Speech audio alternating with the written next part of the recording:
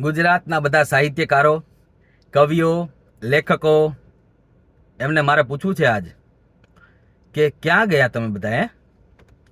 શું તમારી પેનમાં સહી ખૂટી ગઈ કે નેટના રિચાર્જ પતી ગયા છે?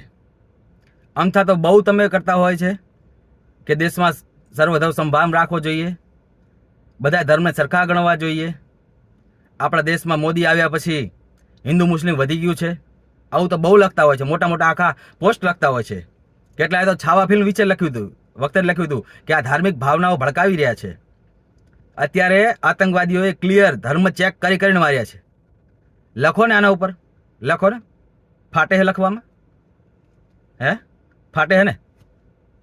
કે બીક લાગે કે તમારા વાચક વર્ગ નારાજ થઈ જાય છે તમારાથી?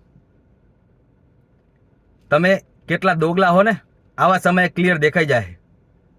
ઓર બધાય ચેક કરજો અને સવાલ કરજો. જે બહુ વારંવાર લખતા હતા ને એમને સવાલ કરજો અત્યારે કે હવે લખો ને, કેમ નથી લખતા, શું થયું?